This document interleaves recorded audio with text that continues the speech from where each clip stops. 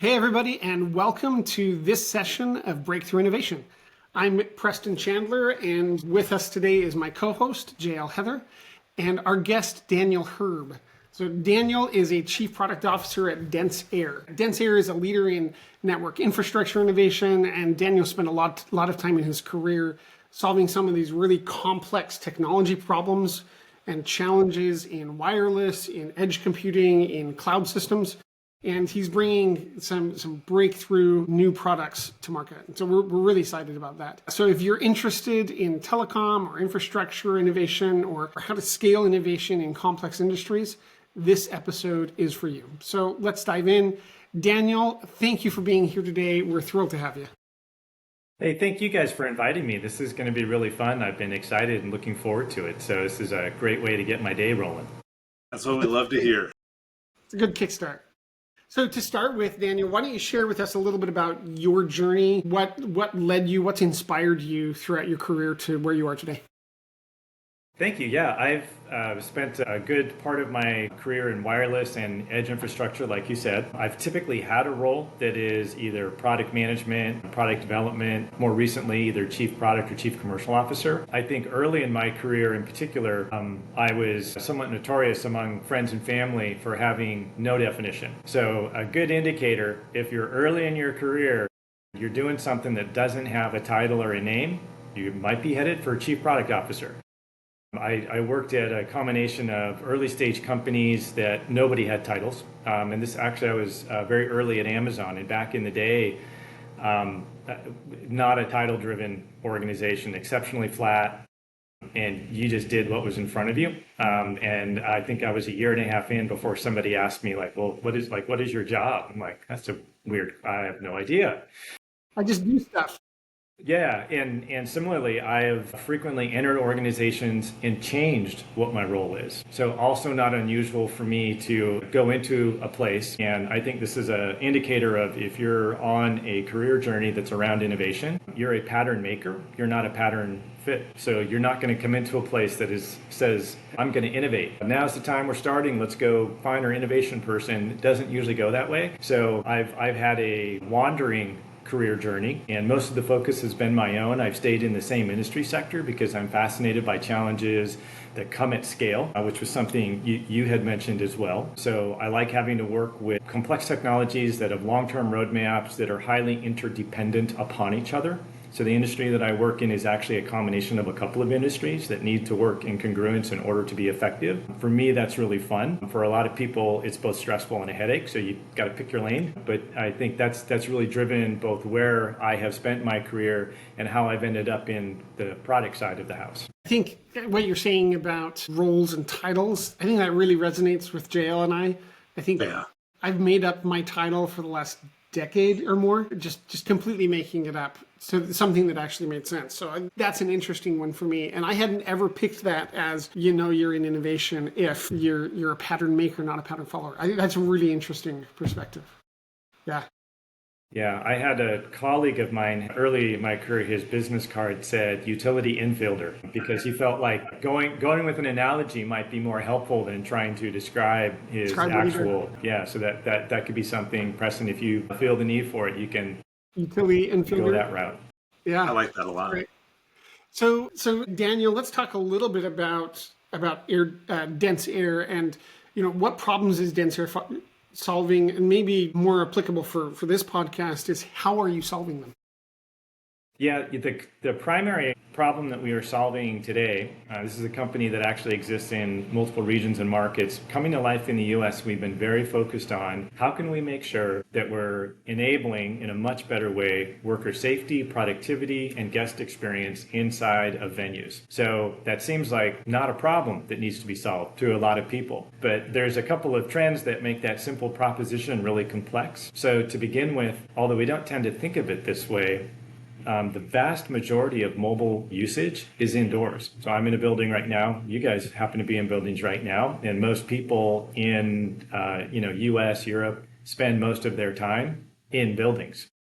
And more, though, we require our handsets to be with us and working. They need to know where we are from a location standpoint. They need to have access to, in the US, 911. In other countries, their emergency services. There's a lot of fabric of awareness, safety, and productivity that comes with them that we want to follow us. And as that's increasing as a need, the availability of it, ironically, is dropping, not advancing. So the more advanced network services that come to us from the wireless side of the industry are increasingly on higher performance wavelength that is shorter, which means it has poorer propagation. So the buildings have less ability to absorb from the outside in the coverage that we're hoping they will have. There's also the fact that if you've done any kind of insulation work or improved the efficiency of your building, which more and more of us need to do, you're blocking radio waves. So the better your building is in terms of being efficient, the less likely it is to be able to receive or propagate radio technology, which means that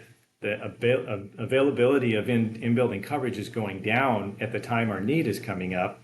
This is also towards the end of the first, call it wave of infrastructure build. It's a fancy way of saying there's been billions of dollars spent deploying 5G networks. There are not billions more to now go build those networks inside of buildings. There's no capital.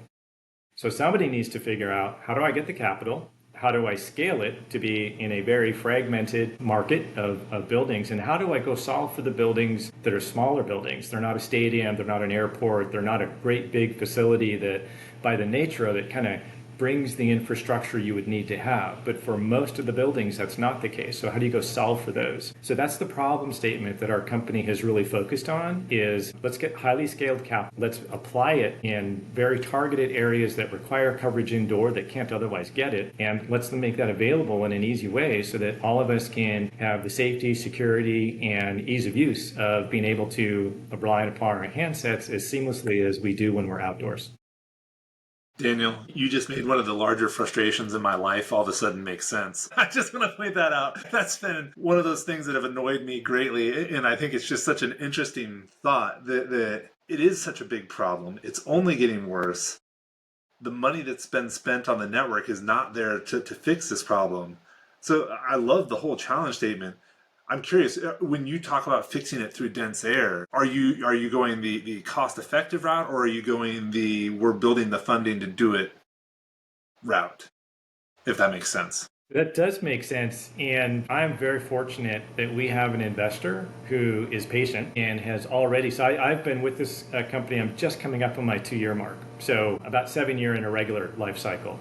You get your 1 to 7 ratio in a startup. So, but this company has had technology investment behind it for 6-7 years at this point. So it's been a journey. There is a large infrastructure investment required to be able to play at scale across technologies and across markets. That's already come into us. And so my entry into the company was to really transition it into a commercial exercise. So my part of this journey is about how do we turn into a revenue generating and self-sustaining machine, which is the path that we're on right now. But I only get to do that because of the technology investment that went ahead of me and the team that's been here for a while putting the foundation in place. Interesting. So what are some of the ways that you're going about that innovation? I mean, how are you working in dense air to bring those things to life? We drink a lot of coffee. The way that it comes to life is the nature of this industry, something that you said at the beginning, we talked about a little bit before as well, the scale problem. So this is an industry that only plays at scale. So how do you take an innovation idea and insert it into a mobile network operator or an infrastructure owner who might have thousands of buildings? And so they're not going to do something a floor at a time or a building at a, that makes no sense for them. How do you step into that moment? So our job is to make sure that our minimum viable service is really viable. It is comprehensive enough that it solves a use case, but that we're disciplined enough that we just stay laser focused on that one use case. And then we have to fit that into the adoption cycles on both sides. So it's a two-sided market that has kind of complex shared ownership. And inside the industry, this is called neutral host as a model. In other industries, it's called shared infrastructure, digital infrastructure, but it's art as well as a science to make sure that you have thought through and actually mapped the adoptive ability to the supply ability. So you have to have enough innovation that you can do something I try and keep things in my mind simple. We're making money or we're saving money. Which are we doing? And if that's our focus, how are we fitting it into both sides of this market so that everybody's winning, which will get the momentum going? I think maybe this is just me reading between the lines, but it sounds like you're saying in a really, really complex, problem-rich environment, the way that you're succeeding is by brutally simplifying. You have to be Brutally brutal simplifying. And one of the characteristics of technology innovation is you are constantly encouraged to ignore the human at the end of it. So who is your end customer and how do you maintain, and this is why I think product-led innovation and product-led sales can be very effective because, and there's a lot of frameworks for this. There's very popular ones that are around in terms of understanding the use case is a word you'll often hear, making sure that you're customer-led in an innovation, making sure that you've done user journeys. There's a lot of tools for it, but I think the principle that you're highlighting is your focus has to be, am I solving the problem that the human has at the beginning and end of all this? Because if you can work back from the customer, you can handle the complexity. It's very unusual to get into this problem statement, and we're 5-10 minutes in here, and we haven't used an acronym. In my industry, that's unheard of. You really have to, so your daily life does not encourage you, does not naturally reward you from maintaining the focus on who's the human at the end of this and how am I helping them. That's something you have to bring as the discipline to it to pull all of it together. We just recently interviewed someone named Tony Olick, who really amazing guy. He was the inventor of something called jobs to be done theory. And if you haven't heard it, there's a great book. I was going to throw that out there because I'm a huge fan, and that's actually a framework that we use at Dentier, and I think is... Yeah, his episode will come out a few weeks before yours, so definitely check it out. But I do think that's one of the best frameworks I've seen that really helps you put that human at the center in a way that is highly productive. Right, user journeys and journey maps and all these other things feel great and they feel very productive, but so often they get it done and forgotten. But jobs to be done are something that I feel like can sit at the heart of everything and really push you in the right direction. So I'll get off my soapbox from that. But yeah, I love what you're saying about making sure that the person is in mind at the end of the journey. Jobs to be done is a nice framework that forces you to keep the logical discipline of not lightly adopting. My experience is that there's a lot of easily discoverable methods and tools for customer focus, but it's easy to lightly adopt them and to not actually absorb the purpose of them and go through the discipline of walking all the way down. And I think it's one of the better ones for doing that, but that's the difference maker to me, is to have the full intention and carry it all the way through. Absolutely. I think Tony would agree with you. I think one of the examples, Clayton Christensen used it in his book about jobs to be done, but he talked about how people don't want to buy a drill, they want a 1/4-inch hole. And I think if you take that logically to the next step, most people didn't even want the 1/4-inch hole. They wanted a picture on the wall. And so to your point, it's like you can actually drive that down until you figure out, what do people actually want? What is that little piece of value? And then tying it back to what we said earlier was, if you can hyper-focus on that piece of value, I think that's where a lot of the innovation comes from. I like that. I agree with that strongly. And I think it also helps you understand the flip side of that coin. If an innovation is not being absorbed, why not? So if somebody wants an outcome, why don't they have that outcome today? What are the restrictions? What are the concerns and the fears that frequently get overlooked or swept aside? It doesn't come casually and requires an investigative approach. But I think that comes with really taking the focus that you just described. That's awesome. So 15 minutes goes really fast. So Daniel, what are some of your parting thoughts? What would you like to leave with our listeners? Work on something exciting. This 15 minutes has gone really fast because life goes really fast. So I haven't always innovation is an easy buzzword. It's not easy. The industry is not easy. Doing new things is not easy, but that is also what makes it rewarding. So do something rewarding and do something fun. That's great.